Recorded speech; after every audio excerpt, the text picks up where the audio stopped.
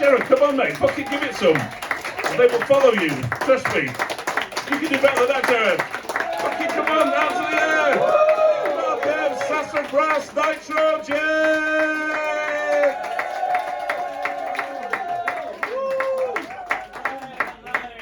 Me. Who you all come for? All with. On the way here, I got the tube here, and on the way here I saw this woman reading a book, and it was like a really big book, and on the front of it just said the first 50 signs of mental illness. And I thought, buying the book has to be the first sign. Has to be the first sign. Quite a few people think that this is the first sign of mental illness. It's not. It's number 50.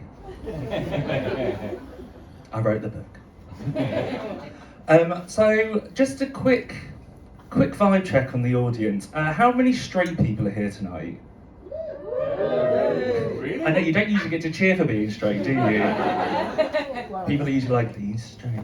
No, okay, wonderful. I don't know how much of my material is going to relate, but I'll try some of my most straight relating material, okay? Okay, that middle aisle in Aldi. What's it like? It's mental, innit? Okay, so that's one.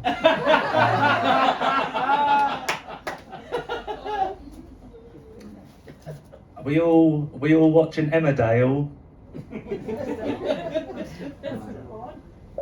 Pardon? Is it still on? I don't know, you tell me. No, I'm LGTB.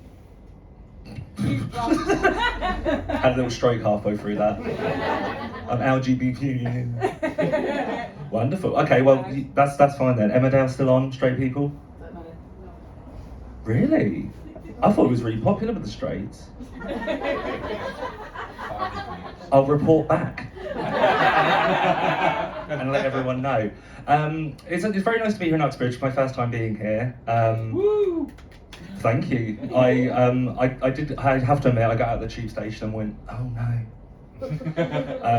Because whenever I've been to places that look like that outside of a train station before, it doesn't usually end well for me. But I live in Hackney Wick at the moment, so that's what we look like there. And if anyone hasn't been that far, if anyone hasn't been to Hackney Wick, let me tell you this: it's Stratford.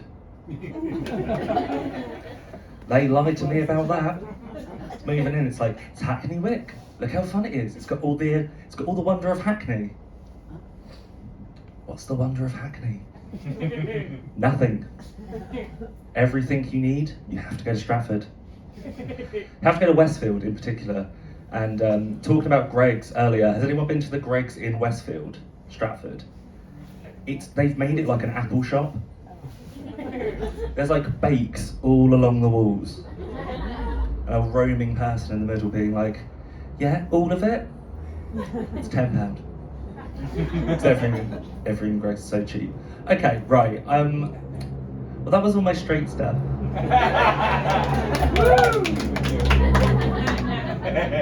We'll move on to the rest of it. Okay, has anyone here been to a gay sauna? Yes? I say it's the first time I think anyone's actually admitted it at a gig. Okay, so I went to a gay sauna, and I went to one in Manchester, and it was the first time I went to one. And I will admit, I did go after a very heavy night out, and I don't know if anyone here is going to plan on going to a gay sauna at any point. Little tip: don't go while you're on MDMA. I found this out the hard way. You know, if you take MDMA, you're kind of in the club and you're like, oh my god, everyone here's my friend, everyone here loves me, I am at one with the world. That kind of energy is not welcome in a gay sauna. I found that out. Does everyone know what a gay sauna is? Sorry, I didn't check. Yes. No. Okay. Sorry, there was a little conversation happening in the audience and I was trying to work out what was being said. Like, wonder what they do. So gay sauna, gay men go there, fuck each other. But there is an actual sauna attached to it. Because someone, when I did this before, has come up to me and was like, oh, did you do it in drag? No, I didn't. Because I don't really walk into steam rooms wearing 2 wigs and a full face of makeup. I don't really like getting sectioned on a Tuesday. But no, so I went to this sauna and I don't know, I just thought a room full of men who want to have sex with each other anonymously, I thought it was going to be quite a jovial environment. No, very serious. It was really like the most toxic masculine environment I've been in for a very long time. And I once tried to put up a shelf.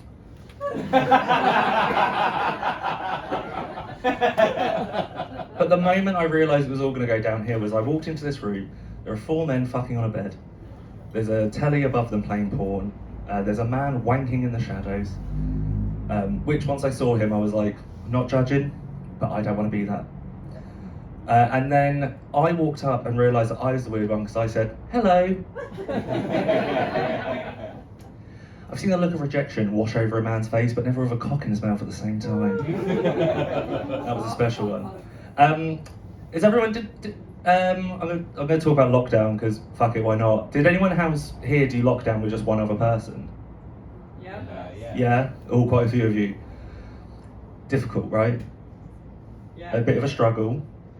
I had that with my housemate, and we tried to be as like amicable as we could. But all she wanted to do all the time was just watch. She wanted to watch a particular set of movies that I hated. One of them being Mamma Mia 2, Here We Go Again. Oh. I wish they fucking hadn't. I fucking hated that movie. But the one thing I liked about that movie was Cher. Cher was incredible in that movie. Every single time she appeared, it was an entrance.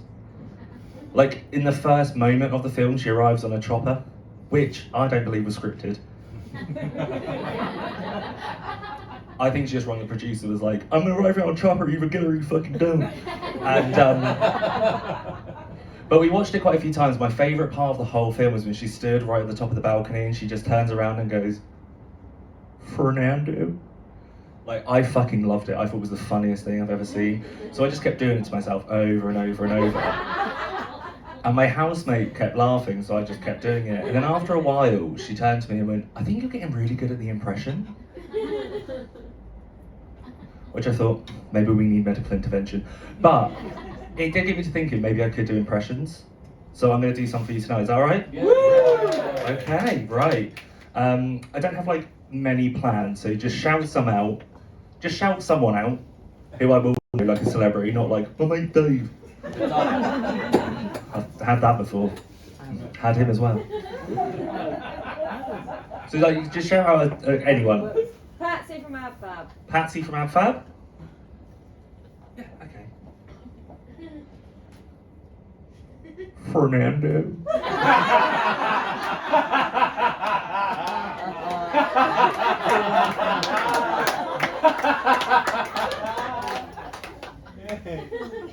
Yeah? Yeah? Alright, we'll try another one. Lady Gaga. Lady Gaga? Yeah, okay.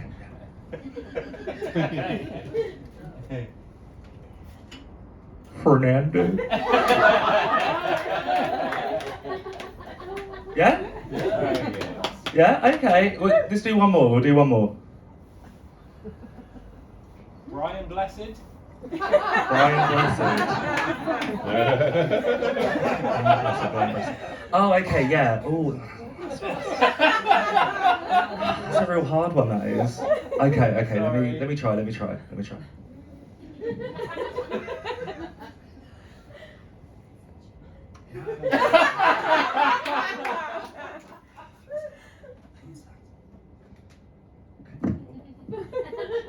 Okay.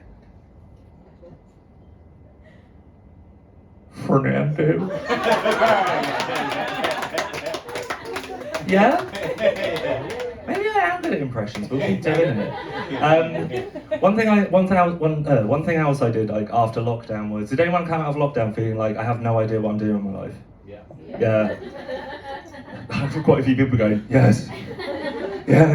I come out and I was like, you know what I'm gonna do? I'm gonna find out all the answers. So I went and got what? Tarot card reading, that's right. So if you don't have money for therapy, just get tarot card reading. That's fine.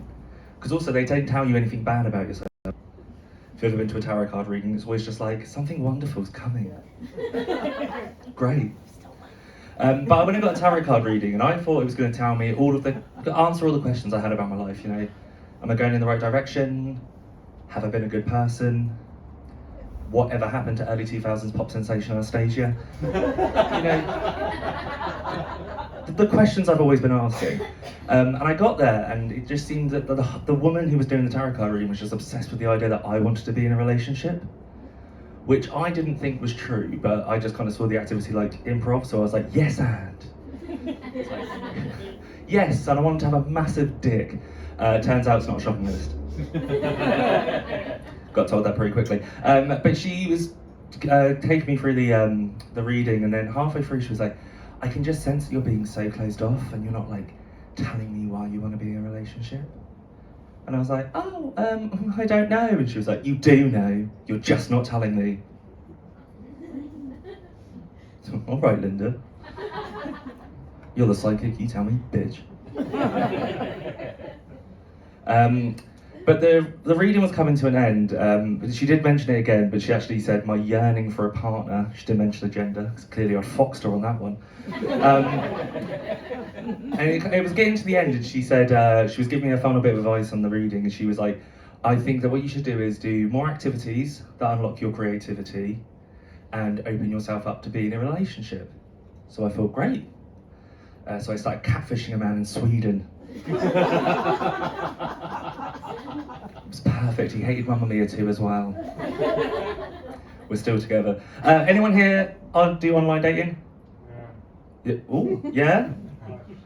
Well, if you do speak, I will hear. It's not TV. What are you on? Tinder, Bumble. Okay, nice. I've been using Grindr. I don't think that's for you. Maybe, I don't know. No, not for you. Okay. No, I've been using Grindr, and for anyone in the room who hasn't used Grindr, I think the best way we could describe it is like it's a bit like interning as an escort.